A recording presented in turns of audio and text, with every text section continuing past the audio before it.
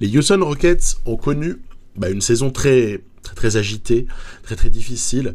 Dans mon My League avec les Wizards, dont je vous ai proposé déjà 3 vidéos, à ce stade, j'introduis les Rockets à l'été 2021 pour une reconstruction. Et c'est une équipe avec laquelle il y a énormément à faire. On est sur un champ de bataille, hein.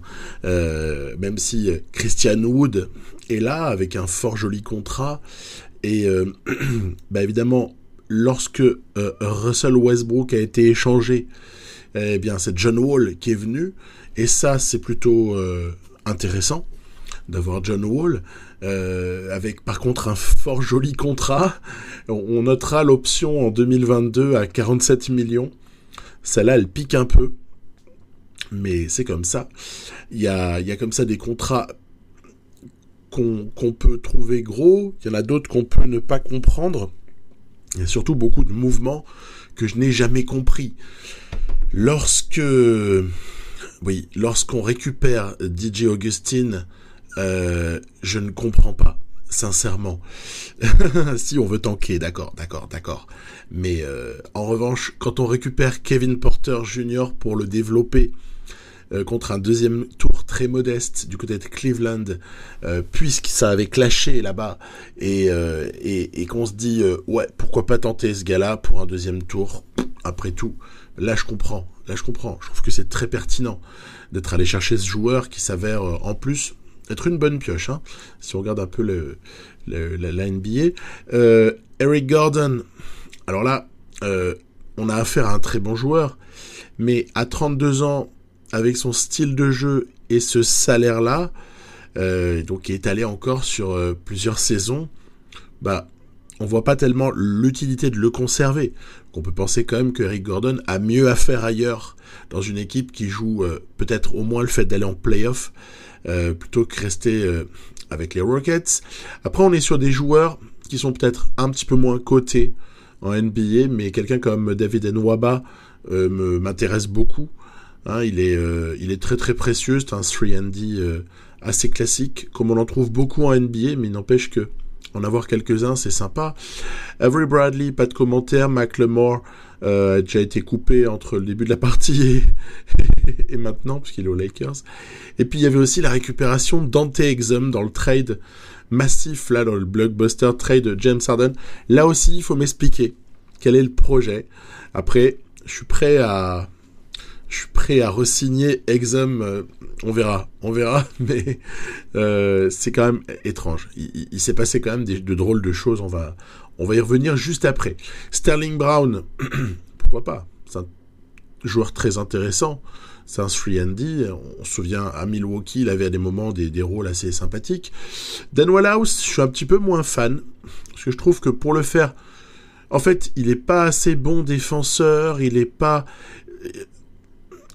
Pour moi, le côté role player, je me demande quel est son rôle, en fait, voilà. En revanche, complètement opposé la question pour Kenyon Martin.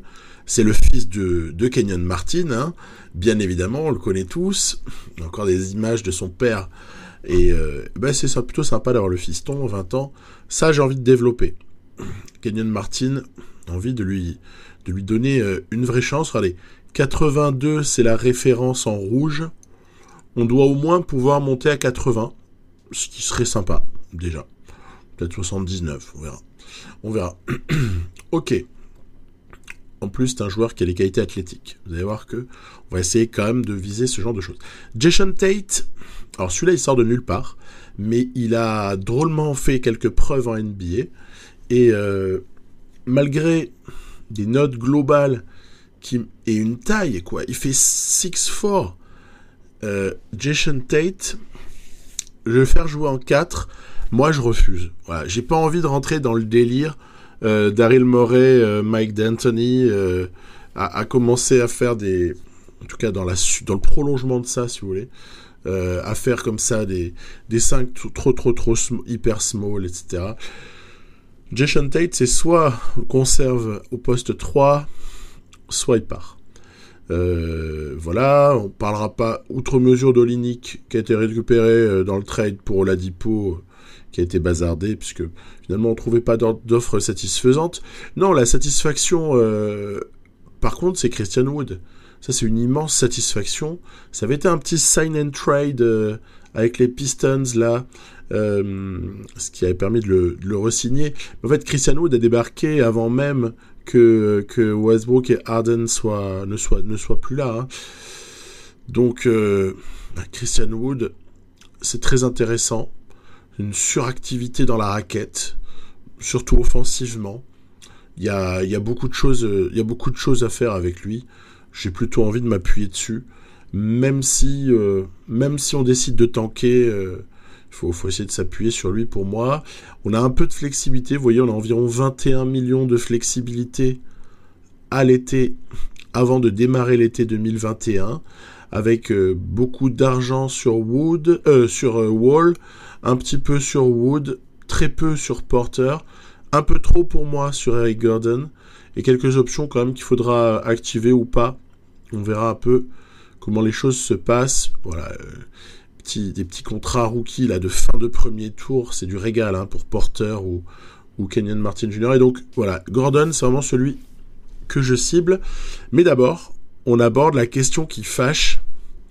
Qu'est-ce qui reste au fait du départ de James Harden ? C'est quoi en fait l'historique de cette saison ? C'est on se débarrasse de Covington hein, aux Blazers. Bon, ok.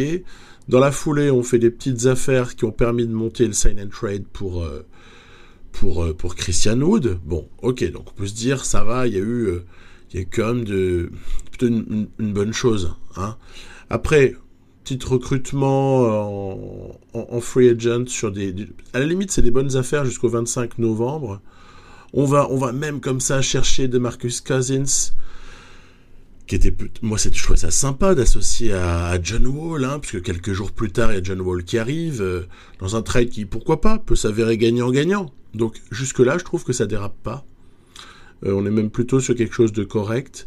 Puis après, évidemment, nous le savons tous, James Harden se fait pécho, et ça durera quelques semaines, 4 semaines environ, avant que le trade avec les Nets notamment ne se réalise, le tout en laissant quand même le soin aux Cavs de récupérer Jarrett Allen. C'est vrai qu'il aurait été dommage, et on prend aussi Oladipo à la place de Caris LeVert éventuellement. Bref, il aurait été dommage de sortir gagnant de ce trade, hein, ou en tout cas de ne pas en sortir aussi à poil que c'était le cas. Donc je l'ai trouvé assez catastrophique, pour être franc, la gestion de James Harden. Tout ce qui reste, c'est les pics. Voilà. Et là, dans la partie, on a par exemple un choix 13 des Bucks. On a, bon, à la limite deuxième tour, pas toujours exploitable, ça dépend des classes de draft. Par contre, il y a 3 premiers tours en 2022. Et en plus, c'est intéressant. Hein. Pistons, c'est parce qu'il était protégé l'année d'avant. Nets, bon, ça va peut-être pas être top. Par contre, si on tank proprement, on a Best, Rockets, Heat. Derrière, il y a du Wizards en Lottery Protect. Ouais, j'y crois pas des masses. Pareil, il y a encore possibilité de tanker en 2023. Hein. Il y a encore donc 3 premiers tours aussi en 2023. Donc voilà, il y a quand même des choses à faire. Et après, il y a les tours des Nets, évidemment, avec du Best une fois sur 2, jusqu'en 2025. Donc, c'est pas inintéressant. Ça permettrait éventuellement de se renforcer par la draft en plusieurs années. Donc, c'est assez excitant. Le défi est excitant. Justement, la draft, occupons-nous de la 2021. Jalen Green, ici, va être pris par les Pistons qui ont hérité à la loterie du premier choix. Tant mieux pour eux, ils ont été un petit peu chanceux. C'était pas eux qui étaient favoris dans la partie, mais c'est eux qui le prennent. Les Bulls aussi ont eu un petit peu de chance de monter à la draft. Ils en profitent pour combler, à mon sens, le poste défaillant majeur des Bulls, c'est le poste 1. Donc c'est vrai que KD Cunningham, c'est juste parfait le fit. Le fit est vraiment excellent. Evan Mobley du côté du Magic. Alors là déjà, faut m'expliquer, parce qu'à la base, il y a quand même Carter Jr., Bamba. Ils ont coupé le Canadien là que j'aimais bien. Bon, il y a du pivot et on va quand même à développer. On va quand même chercher Evan Mobley. Bon là, voilà, le jeu a commencé à craquer. À la limite, BG Boston du côté des Spurs en 4, c'est peut-être un peu haut, mais pourquoi pas. Ça, j'ai rien à dire. Même dans les jeux, les Spurs draftent plutôt pas si mal. Non, c'est pour rigoler. Jalen Suggs du côté de KC, bah ça j'aime pas. J'aime pas. Il y a Théo qui fait une super saison. Il y a Shai Gilgeous-Alexander. Pourquoi tu vas pas choper plutôt un excellent intérieur comme faire un échange pour Mobley ou des choses comme ça.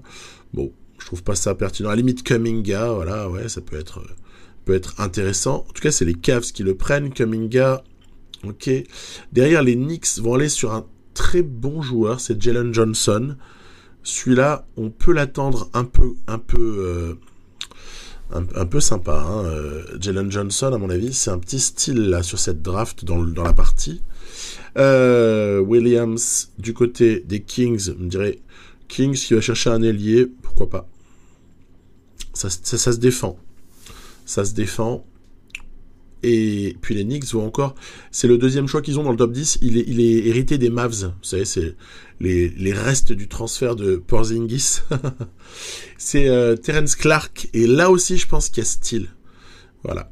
J'ai regardé de près, en fait, les potentiels des deux joueurs concernés, que ce soit Jalen Johnson ou Terence Clark. C'est pas mal du tout.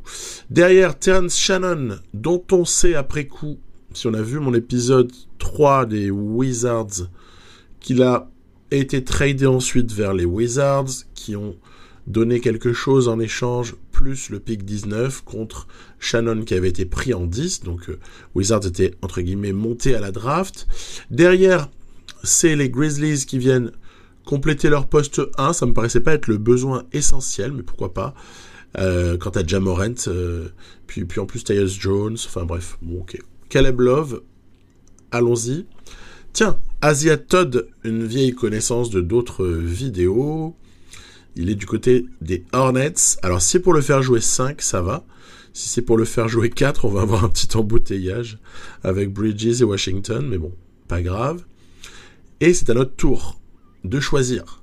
À ce moment-là, regardez, je me tâte, mais quelque part, je me dis que on peut se permettre d'aller en fait dans la direction qu'on veut, mais j'ai déjà des joueurs pour occuper certains postes, donc en tout cas j'ai pas mal d'idées en tête en vérité.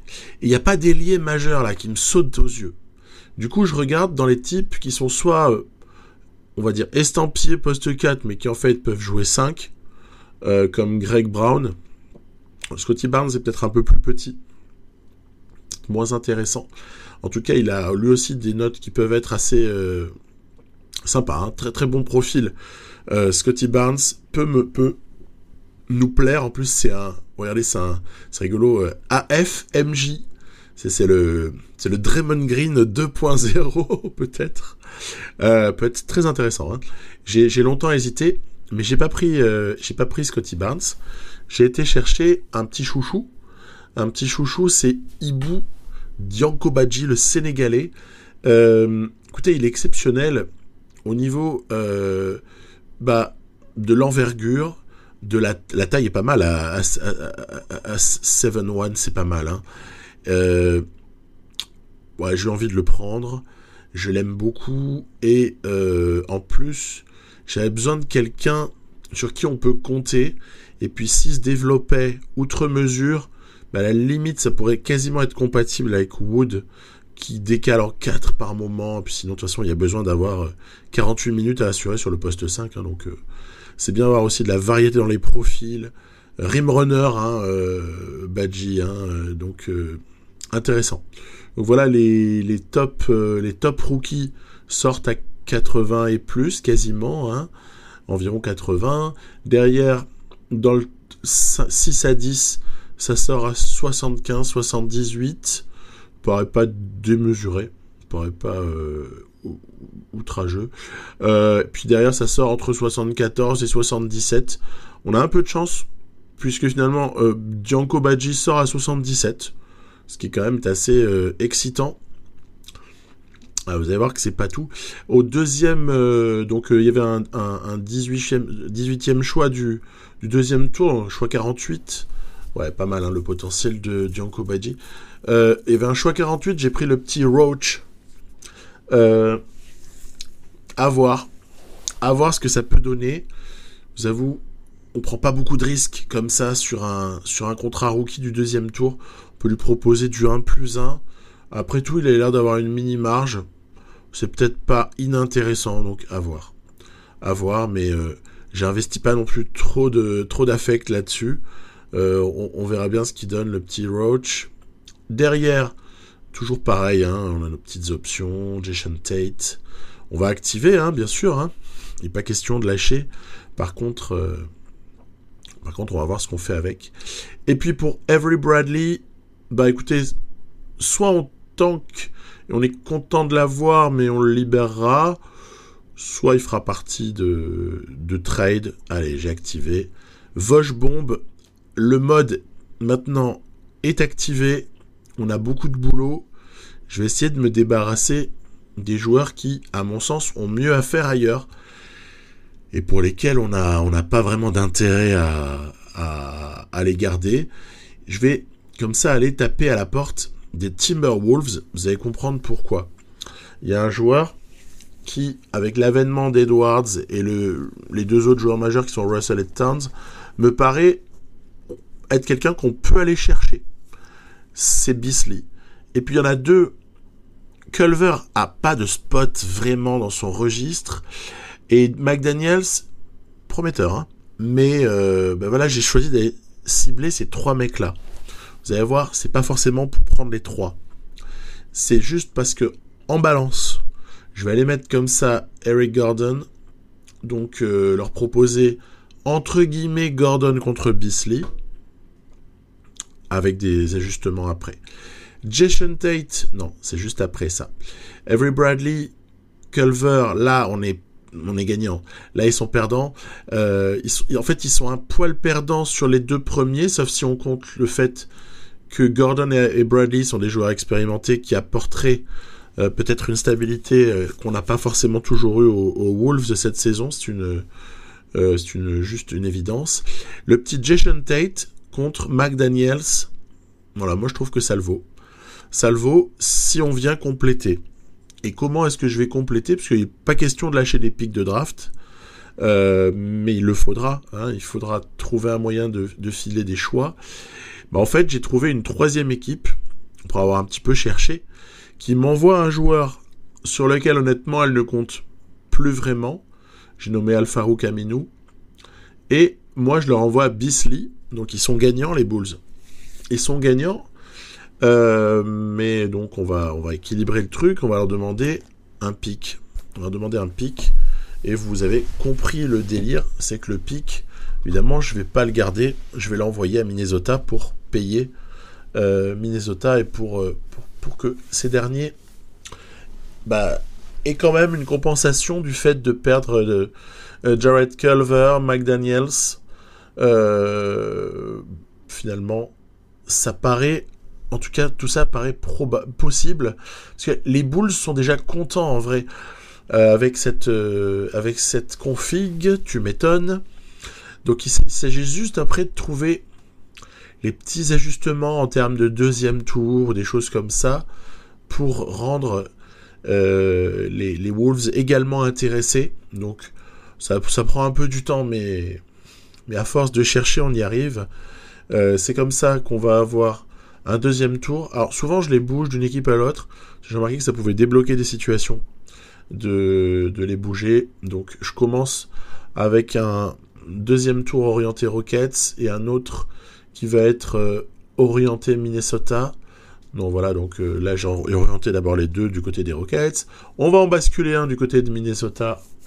Ça fonctionne pas, mais qu'est-ce qui va se passer ? On va ensuite recommencer, sauf qu'on va basculer le deuxième tour. En fait, ça se joue toujours sur pas grand-chose. C'est ça qui est rigolo. Ça se joue vraiment sur rien. On va basculer l'autre deuxième tour vers Minnesota. Et qu'est-ce qui va se passer maintenant ? Peut-être que ça va marcher en fait. Voilà.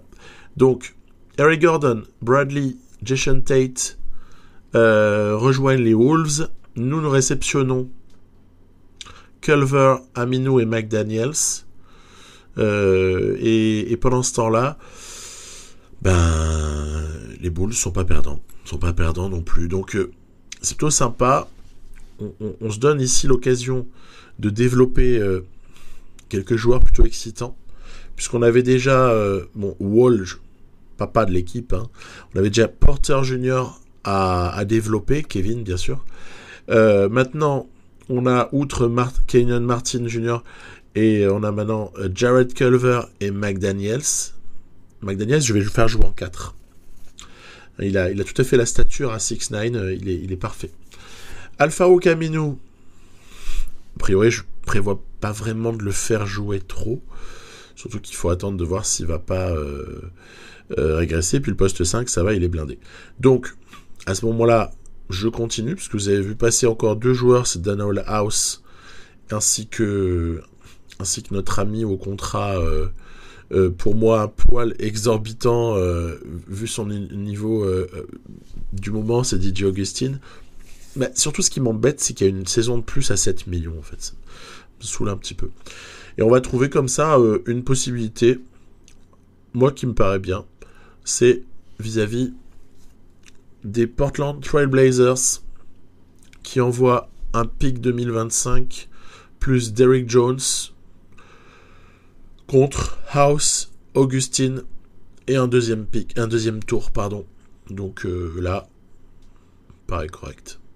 Ça me paraît correct, je le prends sans hésiter. On va récupérer comme ça quelqu'un que je ferai aussi jouer en 4 derrière McDaniels. Et on a notre effectif. Alors c'est vrai que Jones et McDaniels sont estampillés 3. Peu importe, moi je sais que je ferai jouer en 4. Et puis derrière, du coup, il faut un peu renforcer cette équipe. Mais pas trop non plus. Parce que vous savez bien qu'on a quand même un projet a priori, c'est d'utiliser nos premiers tours au moins une année, voire 2. Parce qu'à mon sens, la reconstruction des Rockets, elle va pas se faire en deux années, quoi. En tout cas, ça paraît pas parti pour. Je re-signe quand même Nwaba, parce que je l'aime bien. Je trouve que c'est un joueur utile. Après, c'est vraiment 1 an plus 1 avec une option équipe. Hein. On y va mollo pour pas non plus trop s'engager. Je veux garder de la flexibilité à fond. Peut accepter aussi, comme on l'a fait, hein, d'absorber un gros contrat, ou des contrats embarrassants. Mais il faut que ce soit sur une courte durée, en fait. Je vais pas me tirer une balle dans le pied. Et puis, allez, on va être joueur. Puisqu'on a quand même un projet de tanking en tête, je vais proposer encore 1+1 à Dante Exum, l'Australien. Écoutez, pourquoi pas, après tout, comme deuxième meneur. Moi, je sais qu'il est marqué arrière, mais Exum, pour moi, c'est plus un poste. Bon, c'est un combo garde, on va pas polémiquer. Derrière, je vais aller chercher un petit jeune, là, Ashton Hagans. Celui-là, je l'aime bien. C'est aussi un petit chouchou. Donc lui, on va lui proposer carrément un two-way contract. On va voir un peu comment il évolue juste sur une année. Il a 22 ans. C'est un meneur un petit peu athlétique, pas forcément flamboyant. Il a pas une cote énorme, on s'en doute bien. Mais par contre, il est pas mauvais. Il a du potentiel à développer pour devenir un backup correct. Voilà. Justin Patton et Sterling Brown vont accepter la qualifying. Vous voyez, en fait, j'ai rien pris quasiment. Enfin, si, il y a eu quand même 2 joueurs, mais j'ai peu utilisé la free agency. Sur ce coup-là, faisons le bilan surtout des évolutions. John Wall à 82, petit Roach et le petit Hagans sont là en développement. On ne fera sûrement pas jouer, hormis tanking extrême, on fera pas forcément jouer Roach et Hagans. Vous voyez, il y a un petit potentiel quand même qui est pas dégueulasse du côté de Ashton Hagans. Porter aura connu une belle année, faut dire, je l'ai bien fait jouer l'année d'avant, là. L'année, vous savez, que j'ai pas montré nécessairement, mais où j'ai fait jouer. Et j'ai entraîné dur, plutôt dans des axes en plus qui peuvent être intéressants. L'ami Porter est sympa. McDaniels et Culver, là, c'est le travail de Minnesota, hein, c'est pas ma faute. Donc, on est sur des types qui ont encore de la marge et peuvent s'avérer intéressants. J'aime bien le côté assez athlétique de McDaniels. Hein, donc, pour moi, il est assez sympa. Culver, c'est pas un AIAF, ce serait plus un AIMJ, s'il fallait dire, parce que Culver est quelqu'un qui a de la création, qui a du handle, c'est un joueur qui est peut-être un peu sous-coté, assez d'organisation, mais c'est pas un drame. Kenyon Martin semble avoir un petit peu un plafond bas, mais bon, là encore, on peut encore voir ce que ça donne. Voilà. Et puis derrière, Patton n'est pas forcément dans les plans, même s'il est là, c'est bien, ça nous fera une solution en cas de blessure. Surtout ce petit Gianco Baggi qui jouera poste 5, il prendra ce que Wood laissera, parce que j'ai quand même accepté l'idée de jouer avec Wood en 5. Alors que honnêtement, si on voulait jouer un peu à la Lakers avec Anthony Davis, on pourrait mettre un pivot à côté de Christian Wood et faire jouer Wood en 4. Bon. Après attention, Wood n'est pas Anthony Davis, on s'en doute bien, puisque il n'y a qu'un seul Anthony Davis. Les camps d'entraînement, qualité athlétique, ouais, je vais aller chercher des qualités athlétiques pour Wall, parce que il a été blessé, il a perdu des notes, et ça m'énerve en fait de pas avoir du John Wall qu'on connaît. Moi je suis assez fan du joueur, je vous avoue, j'adore John Wall, donc déjà ça m'a fait un peu mal qu'il parte de Washington, mais en plus j'ai envie de le voir briller, donc je lui ai mis des petites qualités, et on va mettre de l'initiation au basket pour Kevin Porter Jr., avec comme ça quelques petits plus 2 dans 5 catégories. Voilà, le mec a bien bossé l'été, on mise beaucoup sur lui l'année qui suit, ainsi que sur Culver par exemple, mais je n'avais que 2 camps, et maintenant la question c'est, on sort le tank est-ce qu'on va délibérément tanker comme des gros porcs, ou est-ce qu'on va essayer de jouer le jeu? Écoutez, au début, je me donne 10, 12, 15 matchs pour regarder un peu ce que ça peut donner.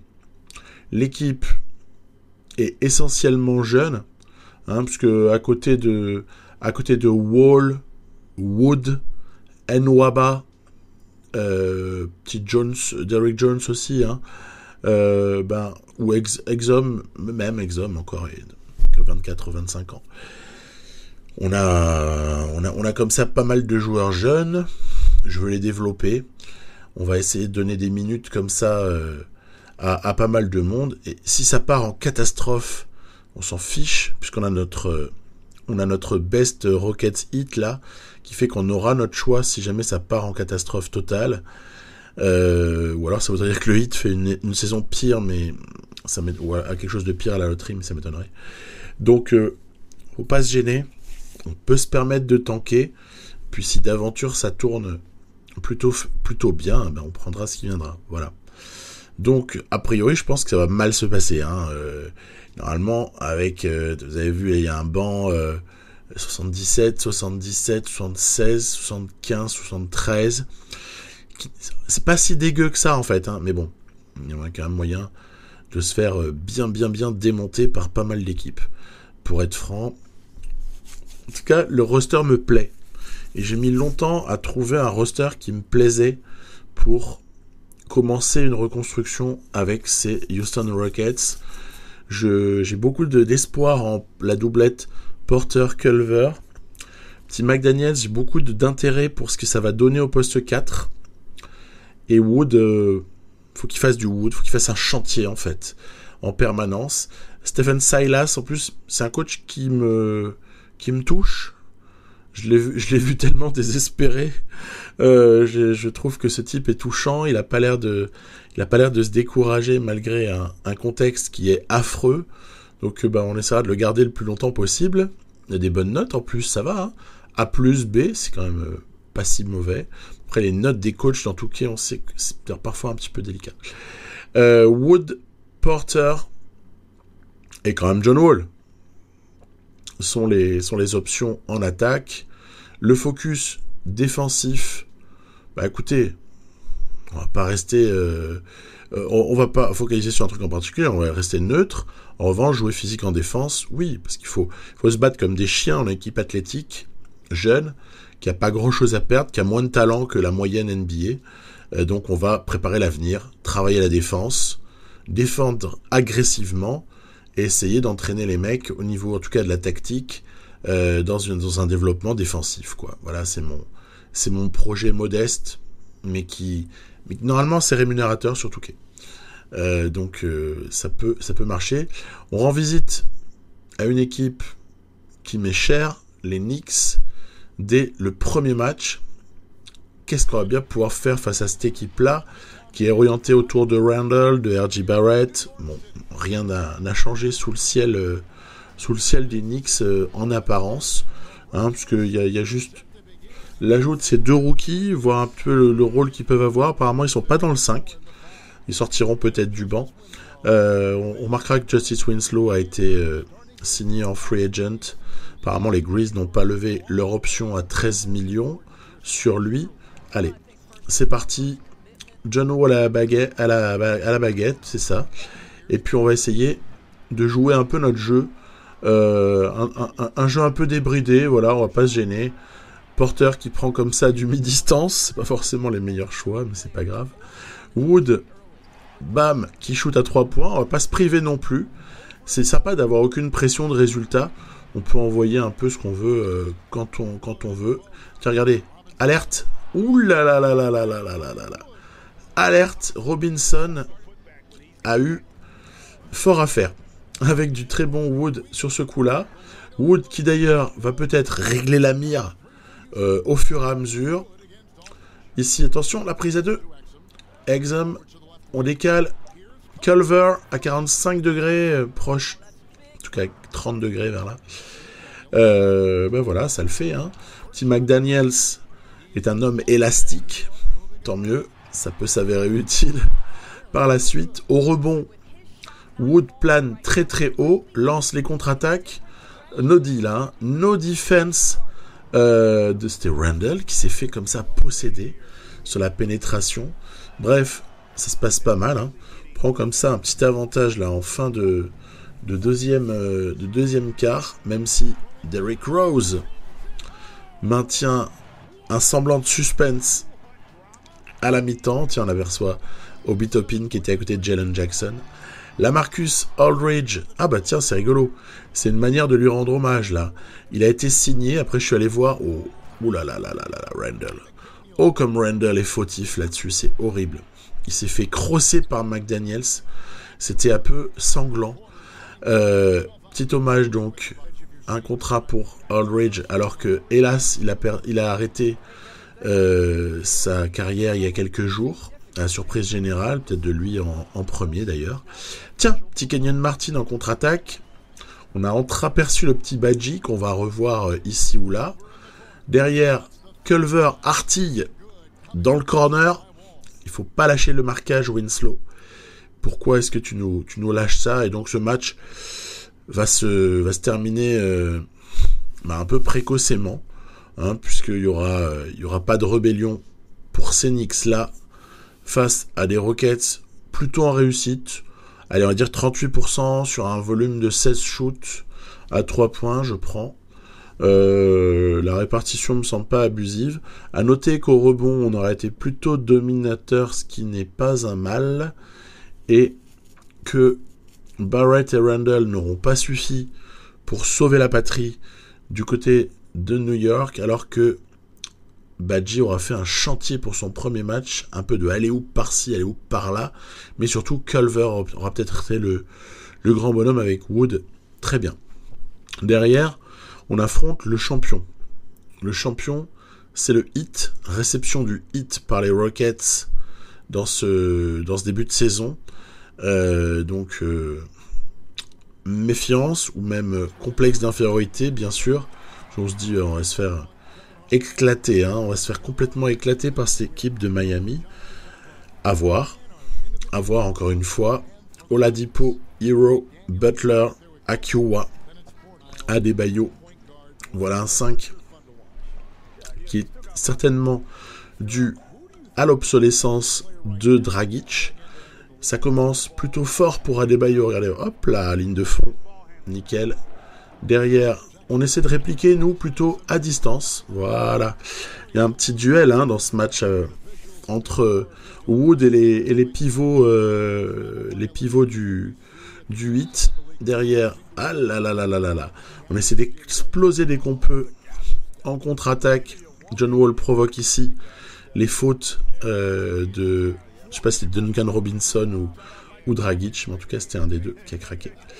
Derrière, ça se précipite peut-être un petit peu. On en profite pour caler des contre-attaques. Bam, ici, très joli alley-oop. Kenyon Martin pour Waba. Et Christian Wood fait le boulot. Je parlais de ce duel là entre Adebayo, Wood notamment. Mais on pourrait aussi dire entre Akiuwa et le petit Dianko Badji. Il y a en tout cas beaucoup de combats. Voilà, ça continue. Beaucoup, gros combat dans la raquette. Wood ne laisse pas sa part au chien. À tel point qu'on pose de tels problèmes. Voilà. Fin des 24 secondes. Millsap était bloqué sur un côté. Oladipo manque un petit peu de réussite. Regardez, à 2 reprises. Hop là, oui, ça se passe pas très bien. On peut pas dire que non plus on est la réussite max, nous, sur nos shoots externes, dans ce moment-là du match. Bref, le 3e quart-temps, c'est un moment où, allez, c'était joli ici, le petit bloc de Badji discrètement pour la mauvaise passe apparente, mais qui en fait est un blocage. Badji, parlons-en. Il a une envergure stratosphérique. Il a une taille qui le rend hyper dangereux. Très bien joué Wall ici, qui vient quand même in your face Adebayo. Badji, un homme à suivre. Un homme à suivre déjà au bout de quelques petits matchs. On se doute qu'il y a quelque chose qui peut se passer. La défense du cercle est quand même pas phénoménale. Là, ça fait 2-3 actions qu'Adebayo se fait complètement dominer. Là, c'était Porter, puis on va comme ça rentrer dans une fin de match un peu compliquée. Hop là, ça contre encore ici. Qu'est-ce qu'on va bien pouvoir faire? On va se calmer surtout. On va se calmer. Voilà, on va donner le ballon à papa. On va provoquer le pic. Et on décale qui ça? Évidemment, Porter. Bah oui, logique. La rotation défensive avait fonctionné. Donc à partir de là, il faut y aller. Il faut y aller. Ah là là là là là là. On avait ici l'occasion pour Culver de clore ce match. On se retrouve donc avec 8-7, 6 balles à Oladipo qui prend un shoot un petit peu désespéré. Et on a gagné ce match. C'est incroyable. Alors là, je commence à me demander ce qui se passe. Aurions-nous créé un monstre? D'ailleurs, le Heat doit se demander aussi ce qui se passe. John Wall, quelle est l'interview? Vous savez pourquoi? Parce que si elle arrive dans le jeu pour vous, faites gaffe à un tout petit détail. À la toute fin de l'interview, quand Aldridge reprend la parole et conclut, là, ici, il parle des Wizards. Parce qu'en fait, c'est encore un son qui date de John Wall aux Wizards. Bon, c'était juste en passant. Voilà, on a été un peu dominé au rebond. C'était un match assez défensif, un match de maladresse, mais qui à l'arrivée s'avère plutôt intéressant, puisque ces matchs-là, il faut savoir les gagner. Donc l'équipe a relevé le défi, dirons-nous. Maintenant, ce sont les Spurs, décidément. On fait défiler comme ça les équipes chères à mon cœur, les unes après les autres, après les Knicks, après le Heat. Maintenant, voici les Spurs. Les Spurs de DeMar DeRozan, qui a encore prolongé une année, et de DeJounte Murray. J'adore ce joueur. J'adore ce joueur. Le petit Porter Junior qui vient comme un voleur marqué comme ça. Un dunk sur une remise ligne de fond. Ça bloque à donf derrière avec Wood qui fait un peu de mal à DeMar DeRozan. Derrière, hop là, ça défend, hein. Ça défend les gars, bravo. Même si derrière, il faudrait récupérer les rebonds. C'était McDaniels là qui avait fait vivre un mauvais moment à DeMar DeRozan, qui se récupérera, je vous rassure. DeRozan est est assez fameux, hein, 88 je crois là d'overall, donc c'est assez violent. Tiens, on parlait de BG Boston dans la draft, le voici en action pour l'égalisation en ce milieu de deuxième quart-temps. Ah là là, c'est pas chanceux ça. Les ballons qu'on contre et qui sont récupérés pour un panier facile, c'est un peu gonflant. Derrière, il y aura une petite séquence humiliation de Marcus Cousins, apparemment a séduit le front office des Spurs pour lui donner une petite chance. Il a humilié Wood. Derrière, DeRozan à 3 points pour donner une petite avance à San Antonio. Ici, mi-distance pour le Dej qui fait passer à plus 8. On a du mal à revenir, vous l'avez compris. Surtout que derrière, nous n'avons absolument pas de réussite externe. Je me suis entêté à essayer de trouver des positions un peu ouvertes avec les uns ou les autres. Allez, ouvre. Voilà. Ici, ça va rentrer. Le Culver spécial à 45 degrés. Si bien que on va, à la force du poignet, se retrouver dans un match qui va de nouveau être serré. Comme ça, dans la dernière minute 30. Avec, hop là, très très jolie action. Malheureusement, ça n'est pas rentré. Culver va avoir des lancers. Il fait un très gros match. Culver à 14, 3 et 3 en 4x5, honnêtement, laissez-moi vous dire. Ça tutoie le triple-double. En tout cas, ça fait des grosses stats. 50-48. Baladej, Murray, écran de Bamba. On joue l'ISO pour démarre. DeRozan qui dévisse. Oui, mais voilà. Bamba a récupéré le ballon. Oh là là. DeRozan, peut-être fatigué, en tout cas, qui a fait preuve d'une certaine mollesse sur le shoot et la contre-attaque.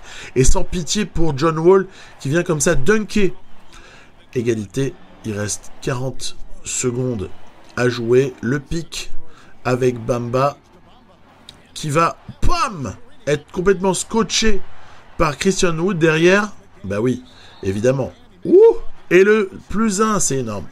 Action phénoménale de McDaniels qui sera en fait le grand bonhomme de ce match. Enfin, je dis on va dire un des grands bonhommes, malgré ce lancer manqué qui nous met en péril. À ce moment-là, regardez, bam, ça recontre, ça conteste, encore une fois, ballon récupéré par la défense des Rockets. On a notre équipe chocolat, appelez-le comme vous voulez, popcorn de cette saison. Est-ce que ces Rockets pourraient pas nous combler de bonheur, en tout cas dans cette petite config là, voilà.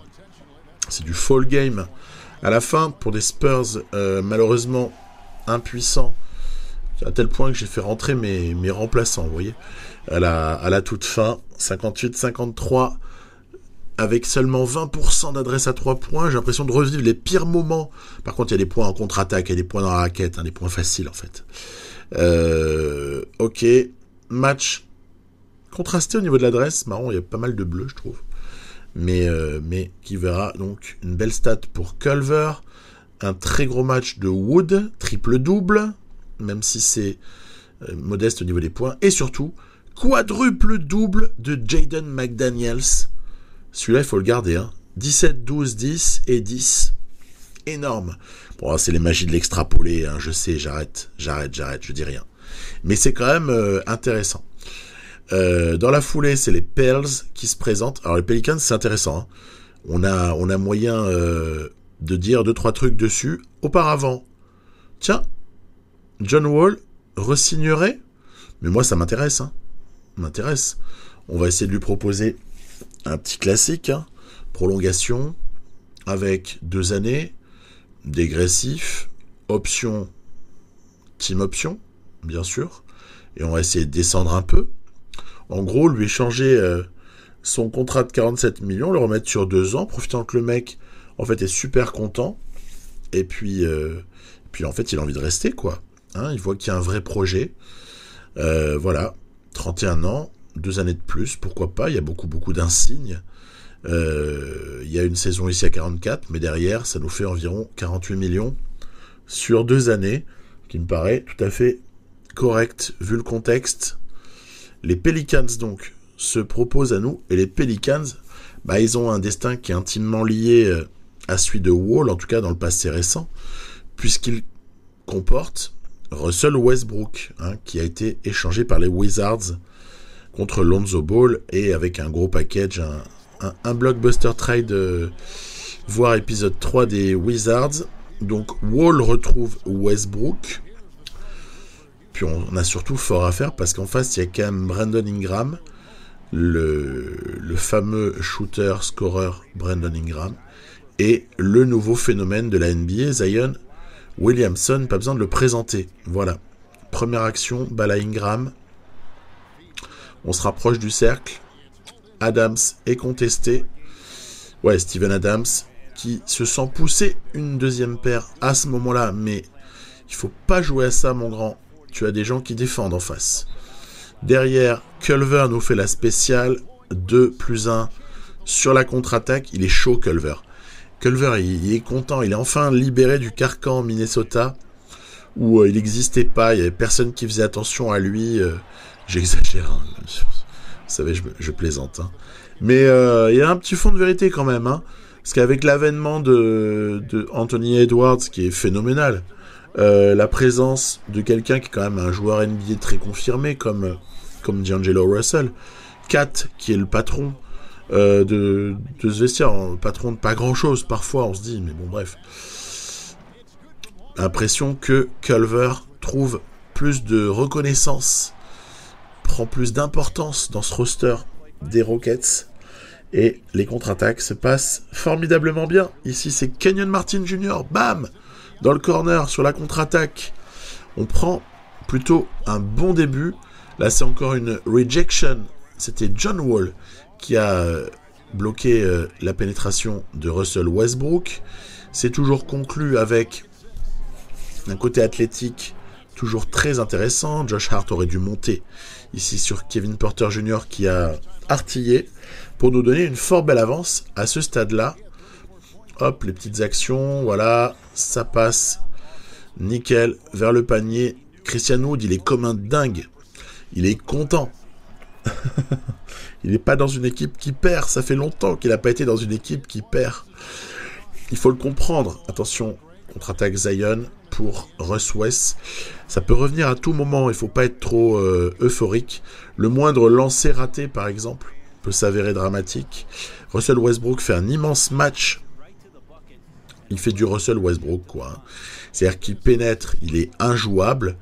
Il a même par moment un peu de shoot externe, mais par contre, il va vous rater un lancer qui va coûter comme ça, hop, une contre-attaque. C'est assez Westbrookien, je trouve, dans le texte. C'est du génie, de l'inarrêtable, mais aussi des cagades. Voilà. Donc ici, ouais, le rebond n'a pas été bloqué. C'est ma faute. On a comme ça un peu de maladresse au shoot qui donne des contre-attaques. Oui, mais regardez le repli. Le repli est pas dégueu. Derrière, ça conteste, ça bloque le passage, et ça contre. Donc, on a beau ne pas être géniaux, on manque de talent, c'est une évidence, hein, un gros manque de talent dans cette équipe des Rockets. Ouais, on a peut-être du manque de talent, mais on a du cœur. Et ça, c'est tout ce qui compte. Plus 6 à ce stade-là, continuité après le panier un peu miraculeux de David Waba. Exum qui défend, j'ai toujours peur. Même si c'est pas le plus mauvais. Mais surtout, regardez Russ West. Voilà, bim! Il fait revenir tout le monde à 3 points. Ce match est loin d'être gagné. On va peut-être se faire croquer à la toute fin. Regardez-moi ça. Wood. Et mon grand, il faudrait commencer à les mettre. Hein. Les 3 points ouverts, là, tu abuses. Tu abuses, Christian. Donc, voilà. Sinon, laissez Westbrook à mi-distance, les gars. Mais il n'y a pas de problème. Il n'y a pas de problème. Surtout que le mec est chaud comme la braise. Hop là. Contré tout de même. Contré, récupération. Steven Adams. Derrière, Westbrook, il est chaud. Regardez. Hop là. Il y retourne. Vous avez vu Zion dans ce résumé? Est-ce que vous avez vu Zion? Est-ce que vous avez beaucoup vu Ingram? Je sais pas, je pose comme ça la question. Là, c'est des successions de lancers francs, en fait, suite à des fautes. Hein. Ça mérite pas d'être développé. +1. New Orleans, 30 secondes à jouer, balle à Westbrook, John Wall vigilant, ça va jouer la pénétration, c'est évident, hein. Hop là, très très grosse rejection de Wood qui fait le boulot. Attention, faut pas laisser un shoot facile, ça sera pas le cas heureusement, on va étouffer La tentative, voilà, nickel. Pour une contre-attaque conclue par Culver. Et ouais, voilà, donc là c'est l'action qui résume un peu ce début de saison en fait. C'est irrespirable en défense par moment, attention, hein, Ah là là, c'est dévissé. Et puis un peu de chance pour ce qui est des shoots de la gagne qui dévissent pour le hit, pour ici Russ West et les Pelicans. Moralité, Westbrook aux Pelicans, c'est une bonne idée pour Westbrook. Je ne sais pas si c'est une bonne idée pour Zion, à méditer. Et puis pour ce qui est de Houston, bah écoutez, la vie est belle. La vie est belle. On part pour tanker. Oui, 55 points en extrapolé, ça pique. Surtout derrière, regardez ce qui fait mal, c'est Zion, quoi. 4 points. Mais mon grand, il est à 30 points de moyenne. Ça fait 3 mois qu'il tourne à 30 points de moyenne. C'est tristouné de voir ce décalage-là. Et puis derrière, une bonne équipe bien complète avec répartition du scoring. Voilà, on va pas trop en faire non plus, hein, c'est un jeu. Voilà, 4 victoires, 0 défaites. Le projet est né. Après, on verra un petit peu comment ça évolue. On jouera pas tous les matchs non plus, parce que ça aussi ça conditionne. Hein. Mais c'est amusant de commencer en tout cas comme ça. On aura été un jour en tête de l'Ouest dans cette saison 2021-2022. Non, est-ce que ça va durer longtemps? J'en sais rien. Chut. Allez, faut rien dire. Il a raison, Kevin Porter. On va continuer à jouer notre jeu et puis s'amuser surtout. Bye bye.